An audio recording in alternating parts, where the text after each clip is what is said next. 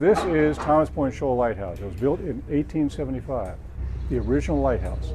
This is the last surviving screw-pile lighthouse in the world, still being used for navigational purposes in its original location. So this is a special place.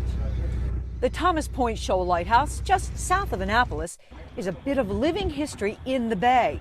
John Potvin is its manager. The importance of this lighthouse is for shipping to go to Baltimore. Has nothing to do with Annapolis. It's all about the port of Baltimore. There were 65 lighthouses on the bay at the turn of the century. We're down to 30 now.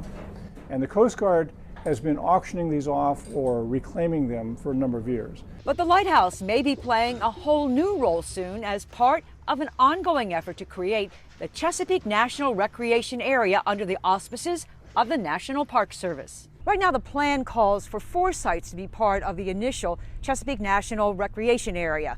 1 in Virginia, 3 in Maryland, and it includes the Thomas Point Shoal Lighthouse. The Chesapeake Bay is a national treasure. It's iconic, and it deserves to be part of our national consciousness, and we also believe that in doing so, it will bring great benefits to the bay, both in terms of conservation, but also in terms of opportunities for people who make their livelihood out of the Chesapeake Bay.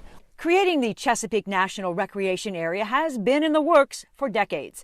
But Maryland Senator Chris Van Hollen and 3rd District Congressman John Sarbanes expect to submit legislation this summer to win congressional approval. A public comment period wraps up the 1st of May. We've received over 1,000 comments, overwhelmingly positive. There are some people who have reasonable questions about, for example, traffic impacts and things like that. But overall, we've had an overwhelmingly positive response to the idea. We wanted to make sure that the public could have input before we introduce the legislation. And Van Hollen says there will be protections written into the legislation as well.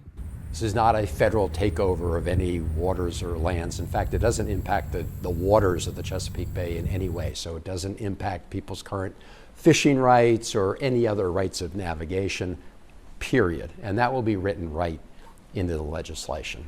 In addition to the Thomas Point Shoal Lighthouse, which is a National Historic Landmark, the other Maryland sites include the Burtis House, which is the last surviving waterman's house at the Annapolis City Dock, and Whitehall, also a National Historic Landmark not far from the Bay Bridge, built in 1764. We landed on those because they were historic, they provided access to the bay, and they were available on a voluntary basis. You know, one of the things that we're very clear about is that, you know, National Park Service is not going to be taking anyone's land. These are purely sort of voluntary transactions.